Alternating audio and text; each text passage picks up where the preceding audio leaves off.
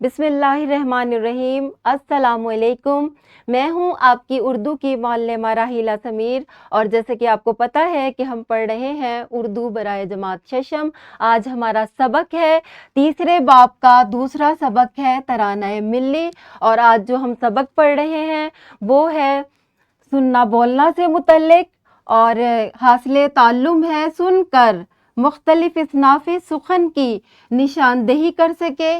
اس سے پہلے کہ میں آپ کو آج کا سبق پڑھاؤں، آپ مجھے یہ بتائیے کہ اصناف سخن سے کیا مراد ہے؟ اچھی بات ہے، آپ نے بتانے کی کوشش کی ہے، تھوڑا مشکل ہے آپ کے لیے۔ اصناف کا مطلب ہوتا ہے قسم، اور سخن کا مطلب ہوتا ہے کلام۔ نظم کے جتنے بھی اقسام ہیں ان کو اصناف سخن کہتے ہیں۔ دوسرا میرا آپ سے سوال یہ ہے کہ آپ سن کر حمد، نعت اور ملی نظم میں فرق کر سکتے ہیں؟ شاباش، آپ نے بتایا ہے کہ آپ کر سکتے ہیں، کیونکہ حمد، نعت اور ملی نظم کے اشعار ایک دوسرے سے مختلف ہوتے ہیں۔ متن کا دیکھ لیتے ہیں آج کا۔ ادبی اصطلاح کے طور پر لفظ صنف سخن سے مراد ہے تحریر کی کوئی قسم۔ اصناف سخن دیکھ لیتے ہیں ہم کیا کیا ہے، تعارف اور مثالیں بھی دیکھ لیتے ہیں۔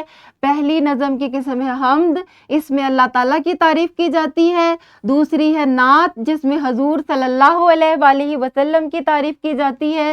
مزاحیہ نظم میں مزاحیہ اشعار ہوتے ہیں، طنز و مزاح ہوتا ہے جسے سن کر ہنسی آتی ہے۔ اس کے علاوہ ملی نظم ہے جس میں وطن کی محبت کا اظہار کیا جاتا ہے۔ فطری نظم ہے جس میں پھول پودے، نظاروں، موسموں کی تعریف ہوتی ہے۔ اس کے بعد غزل ہے۔ غزل جو ہے وہ نظم سے مختلف ہوتی ہے۔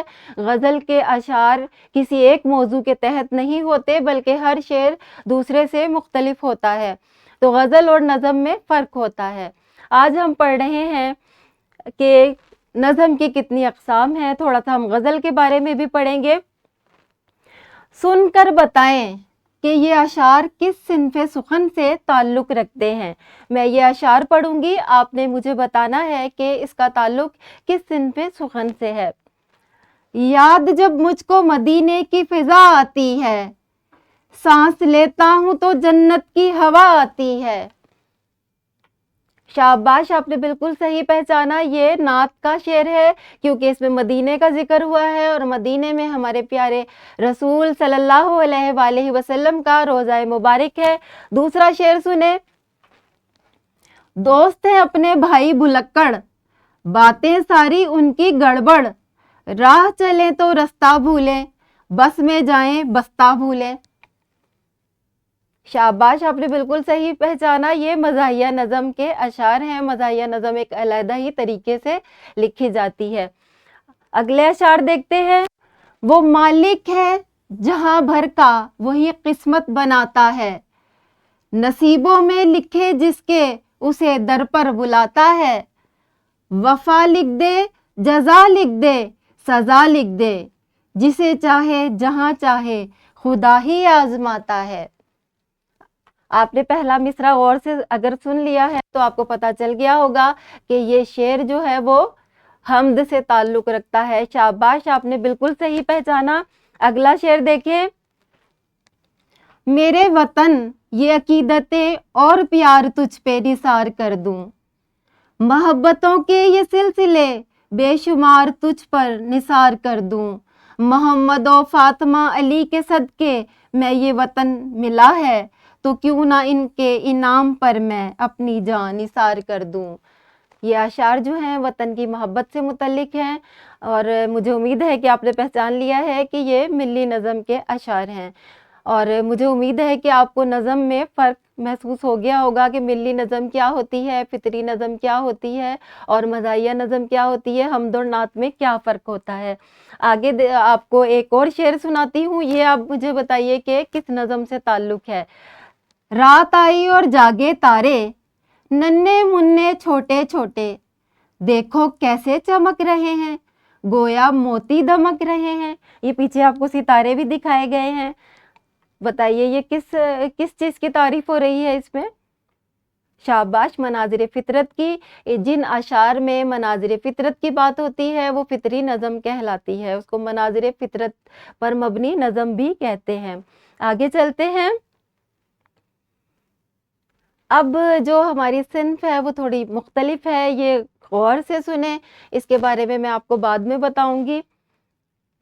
ऐसा है कि सब ख्वाब मुसलसल नहीं होते, जो आज तो होते हैं मगर कल नहीं होते। अंदर की फिजाओं के करिश्मे भी अजब हैं, मी टूट के बरसे भी तो बादल नहीं होते। कुछ मुश्किलें ऐसी हैं कि आसान नहीं होती, कुछ ऐसे मुअम्मे हैं कभी हल नहीं होते। शाइस्तगी गम के सबब आंखों के सहरा, नमनाक तो हो जाते हैं जल थल नहीं होते। आपने ये अशार सुने। आप देखें ये अशार जो है किसी भी मनाजिर फितरत या फिर किसी भी हमद नात या मिली नज़म के नहीं हैं, बल्कि ये मुख्तलिफ ही सिन्फ है, इसको गज़ल कहते हैं। इसमें तमाम अशार जो हैं वो एक दूसरे से मुख्तलिफ मौज़ूआत लिए हुए हैं। पहले शेर में देखें ख्वाबों की बात हो रही है, दूसरे में बादल और बारिश की बात हो रही है, और तीसरे शेर में मुश्किलात को हल करने की बात हो रही है, और आखिरी जो शेर है उसमें आंखों से आंसू जो निकलते हैं, जलथल जो होता है, उसके बारे में बात हो रही है। गज़ल के तमाम आशार के मौज़ूआत मुख्तलिफ हो सकते हैं, ये नज़म और गज़ल में फ़र्क होता है। उम्मीद है आपको गज़ल और नज़मों की तमाम अक़साम समझ आ गई होंगी। अब ये ग्रोही सरगर्मी है जो कि आपने कमरा जमात में करनी है। मौल्लिम मौल्लिमा तलबा को फितरी नज़म, मिली नज़म, मज़ाहिया नज़म और गज़लों की रिकॉर्डिंग जमात में सुनवाएं। ये रिकॉर्डिंग एक से ज़ायद हो। तलबा को 4 ग्रोहों में तकसीम करें और रिकॉर्डिंग सुनने के बाद दुरुस्त सिन्फ की निशानदही करने को कहें। घर का काम, मिली नज़म, फितरी नज़म, मज़ाहिया नज़म और गज़ल का एक एक शेर बरकी मीडिया पर सुने और कमरा जमात में इन अशार में फ़र्क बयान करें। ये एक वर्कशीट है जिसमें QR कोड है, ये आप स्कैन करेंगे तो आपको कुछ अशार और मिली नग़मे या और कुछ नज़मों की अक़साम मिलेंगी जो कि आपने बतानी होगी कि ये किस सिन्फ़े सुख़न से ताल्लुक़ रखती है। उम्मीद है कि आज आपको सिन्फ़े सुख़न की तमाम अक़साम समझ आ गई होंगी। मिलते हैं अगले लेक्चर में, तब तक के लिए अल्लाह हाफ़िज़।